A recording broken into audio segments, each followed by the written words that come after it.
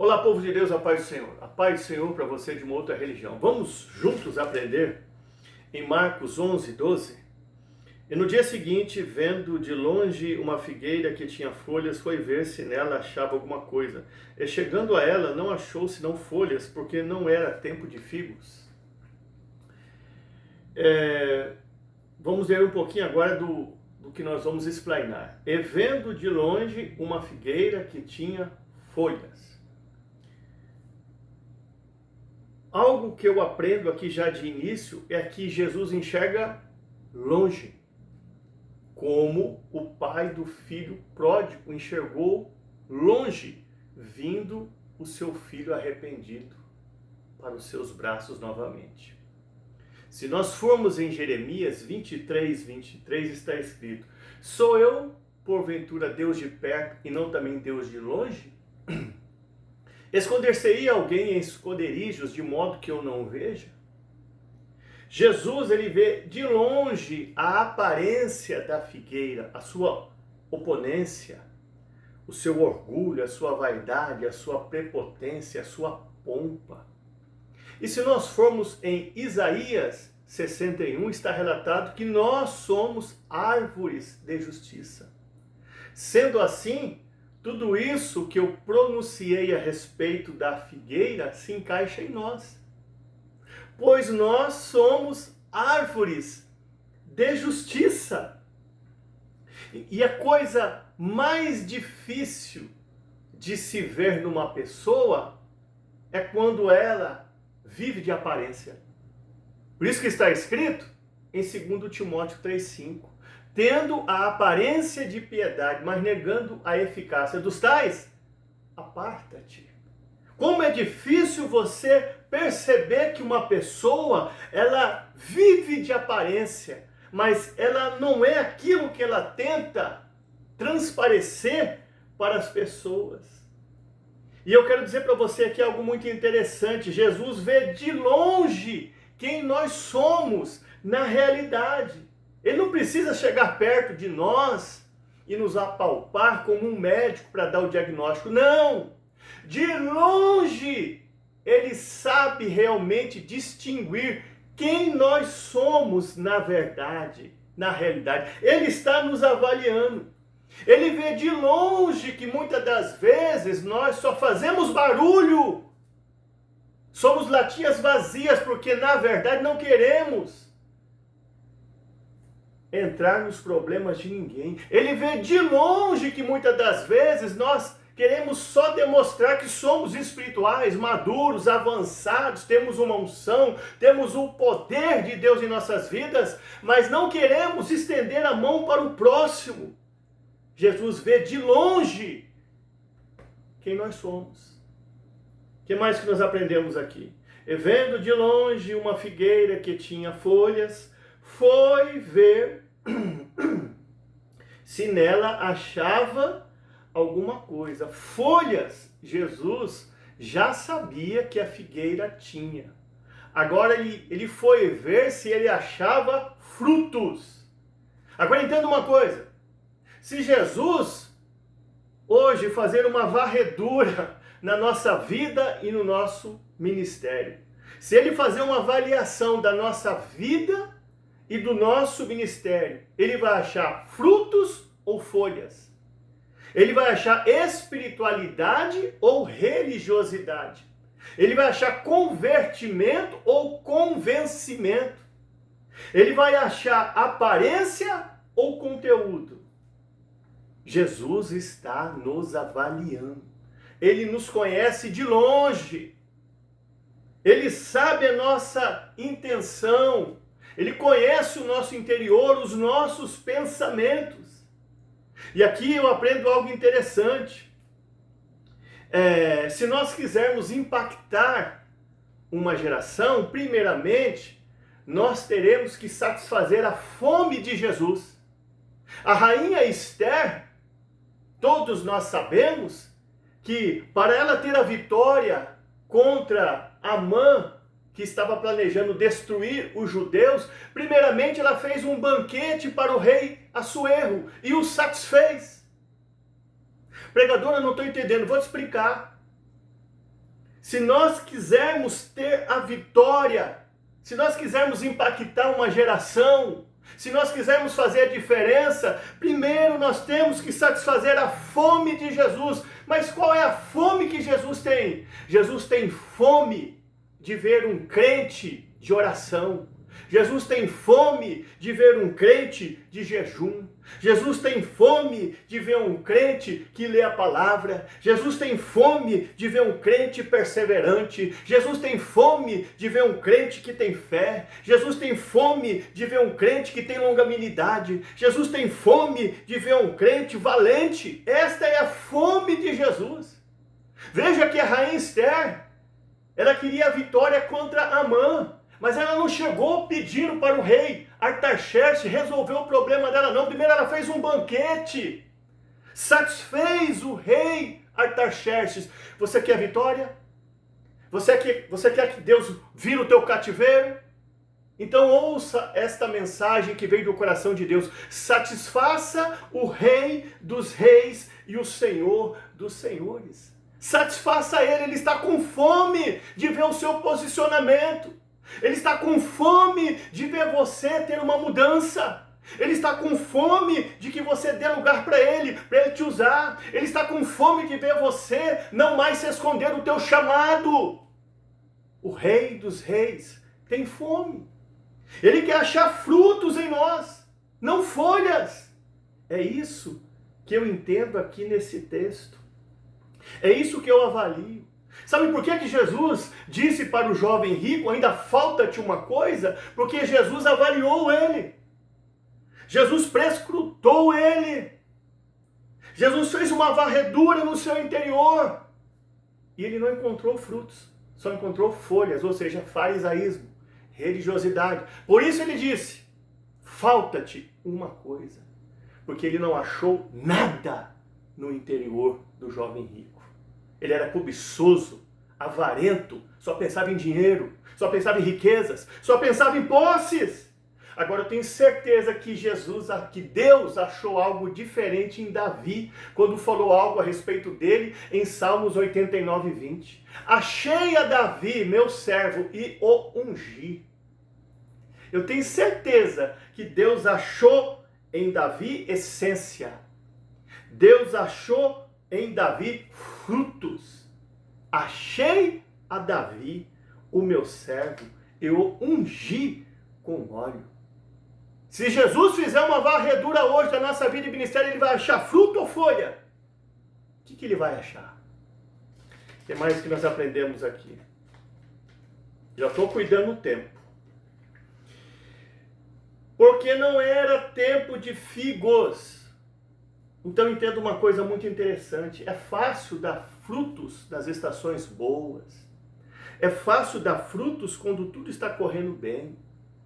É fácil dar frutos quando há prosperidade, quando há bonança, quando Deus está cumprindo promessas, quando Deus está restituindo, quando as coisas estão funcionando.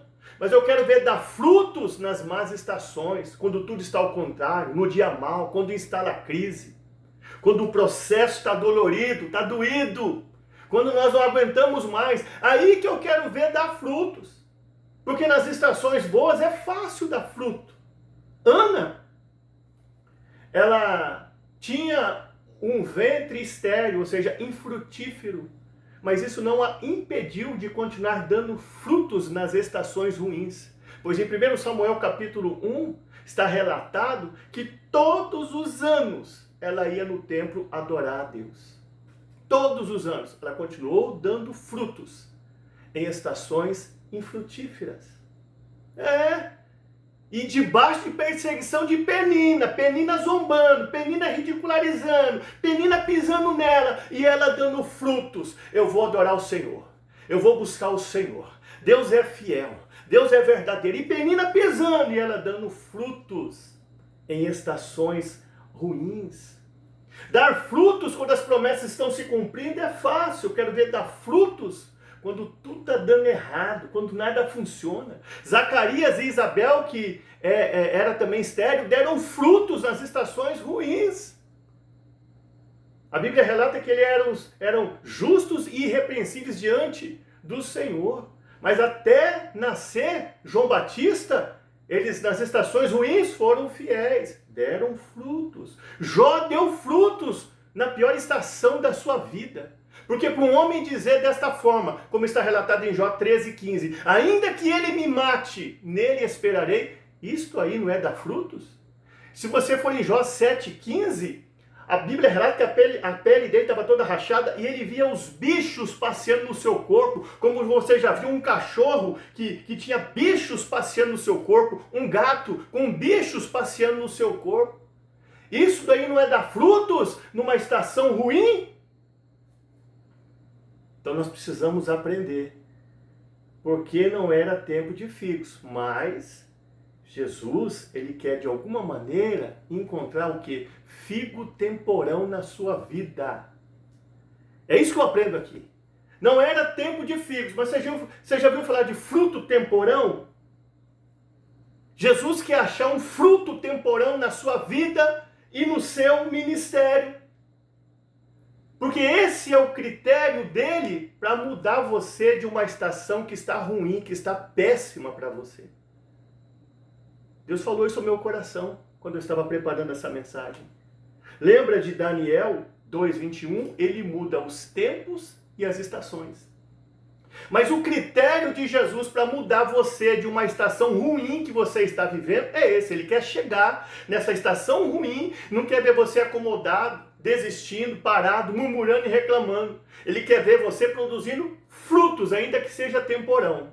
Não precisa ser muitos, mas tem que ter um fruto temporão na sua vida. Para ele mudar você de estação.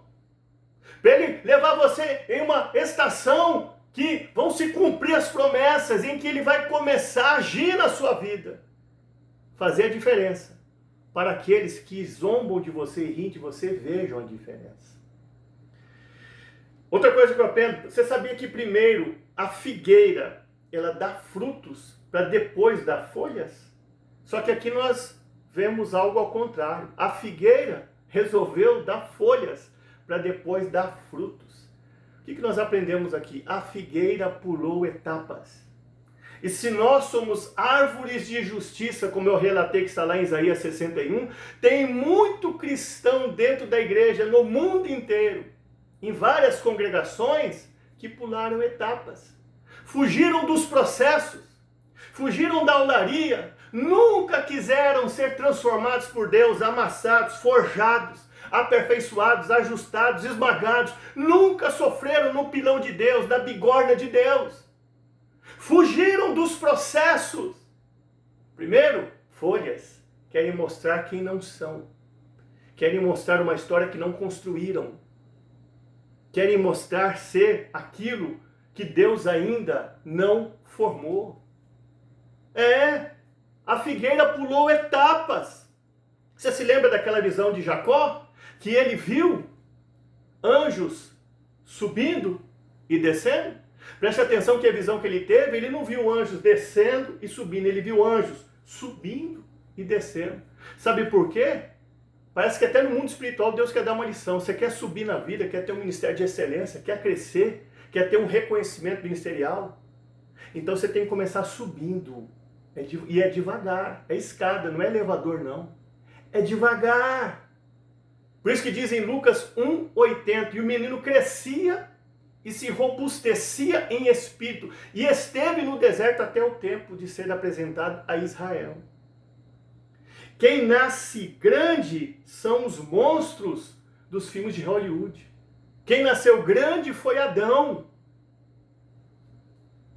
Na vida é tudo processo, seja no mundo secular, seja no cristianismo, é tudo processo. Adão, liderança, que foi levantada rápida, caiu na primeira tentação. Jesus, liderança levantada com 30 anos de preparação, não caiu em nenhuma tentação. João Batista disse, produzir, pois, frutos dignos de arrependimento. E outra coisa que eu aprendo aqui, é que se nós somos árvores de justiça, como está relatado em Isaías 61, muitas pessoas vão vir com fome até nós. E a pergunta é, aqueles que estão vindo com fome até você, que sabem que você tem um ministério, Eles têm encontrado frutos ou folhas? O que eles têm encontrado em você? Em mim? Eu me ponho à prova sempre. João 15,16. Não foste vós que escolheste a mim, pelo contrário, eu vos escolhi a vós e vos nomeei, para que vades e deis frutos, e o vosso fruto permaneça. Jesus, ele sabia aqui, porque não era tempo de figos, que não era tempo de figos, mas ele quer encontrar figo temporão. Tem que ter fruto temporão em nossas vidas. Já vamos terminar agora. Nunca mais coma alguém fruto de ti. E os seus discípulos ouviram isto. Jesus não amaldiçoou a figueira porque ela era estéril. Jesus, isso aqui foi algo que Deus colocou no meu coração. Ele amaldiçoou a figueira porque ela estava pulando etapas. Então o problema não é você ser infrutífero. O problema não é estarmos, muitas das vezes, com um ministério infrutífero. Porque muitas das vezes tem áreas de nossa vida que estão infrutíferas sim, porque as promessas não cumpriram completamente. Vai dizer que não tem uma, duas áreas da tua vida, ou até mais, que está infrutífero. Porque você está em pecado? Não. Porque você não tem potencial? Porque você é rebelde? Não. Porque você não quer abrir o teu coração para o Senhor? Não. É porque não cumpriu a promessa ainda. Você tem que aguardar e esperar. Então o problema não é ser infrutífero ou estar com o ministério infrutífero. Qual que é o problema aqui então? É enganar, é mentir. É tentar mostrar para as pessoas que você é espiritual, que você tem um ministério impactante, que você sofreu aperfeiçoamento, que você teve experiências profundas com Deus, que você evoluiu, que você está em outro nível. Você é um homem de Deus diferenciado, uma mulher de Deus diferenciada. Para falar que você tem que marcar agenda. Nossa, ele está no outro nível. Meu Deus, eu falei com ele, se arrepiou tudo. O problema não é ser infrutífero e nem estar momentaneamente com o ministério infrutífero. O problema é mentir e enganar as pessoas. É transmitir algo que você ainda não viveu. É transmitir algo que você não passou, não vivenciou. Isso é que é errado. Por isso que Jesus amaldiçoou a figueira. Não foi porque ela estava infrutífera, porque ela estava pulando etapas. Não devemos enganar ninguém. Salmo 101:7. Aquele que usa de engano não permanecerá na minha casa. E aquele que usa de mentira não estará firme. Nós precisamos seguir o exemplo do cego de Jericó, que tirou a sua capa. Tem muito cristão capa dentro da igreja, vivendo de aparência. Mas é a pessoa que ainda está magoada, prega que tem que perdoar e não perdoa ninguém, prega que tem que amar e não ama ninguém, prega que tem que ser uma pessoa espiritual, que busca, que ora, mas ele não busca e não ora. Está cheio de cristão capa na igreja. E entenda uma coisa, não tenha pressa em mostrar aquilo que você não se tornou ainda. Lembra de Eclesiastes 8:3? Não te apresses em sair da presença do rei. Não tenha pressa em tentar mostrar algo que você não se tornou ainda. Primeiro, frutos. Depois, Deus ele pode trazer realmente peso ao seu nome e teu ministério ele ficar visível aos olhos. Aí pode vir a aparência, é óbvio. Deus tem isso pra gente. Provérbios 22:29, tens visto um homem diligente na sua obra, perante reis será posto. Não será posto entre os de baixa sorte. Mas o que é difícil, o que é abominável aos olhos de Deus, é muitos viverem enganando as pessoas, ludibriando, mostrando ser quem não são. Querem mostrar que são espirituais, profundos, que têm um amor, que falam frases de efeito. Eu amo frases de efeito, mas eu estou procurando viver o que eu prego. Eu sou um anônimo. Quem que me conhece? Eu tenho minhas mensagens aí que alcançam às vezes 1000 visualizações, 800, 700, 600, 500. Eu sou um anônimo. Mas eu estou vivendo debaixo dos processos de Deus. Eu estou obedecendo sim. Eu tenho falhas, eu tenho erros, eu tenho quedas, eu tenho vacilos, eu choro quando eu tenho um erro, uma falha, mas eu recomeço rápido. É como diz, né, Joyce Meyer, aquela pregadora renomada, se você pecar, se você cair, se levante rápido, peça perdão rápido e recomece rápido. Pronto. Todos nós somos passivos de erros. Todos nós, muitas das vezes, caímos, nos levantamos, nos frustramos, decepcionamos. Gostaríamos de ser melhores, mas estamos aqui num processo de santificação para entrar no estado de santidade. E no processo de santificação tem erro, tem falha, tem queda, tem vacilo. Mas o que Jesus quer de nós? Que nós nos esforcemos pelo menos e não vivamos da prática do pecado. E é isso que eu quero transmitir. Porque eu sei o que Deus tem na minha vida e ninguém pode me parar.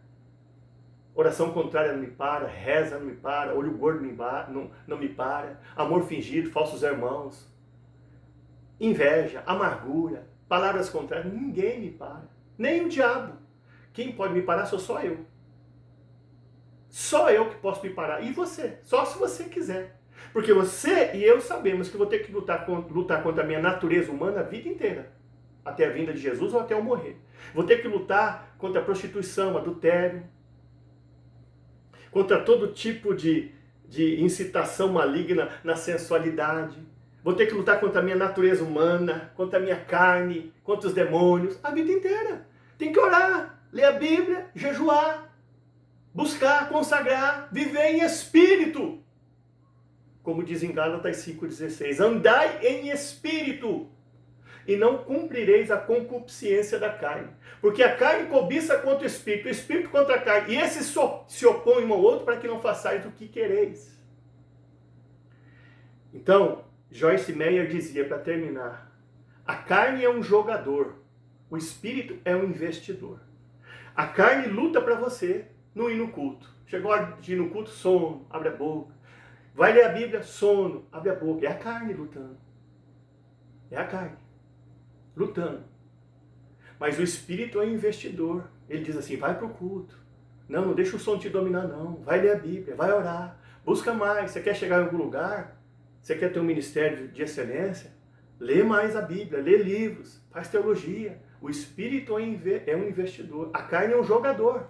Essa luta vai ser sempre. Carne contra espírito. Mas Deus quer achar frutos em nós. E na estação ruim que você possa estar vivendo, Jesus está requerendo de você fruto temporal. Que esta mensagem fique em nossos corações. Fiquem com Deus. Deus abençoe a todos. Compartilhe se sentir no coração. Amém? Deus abençoe.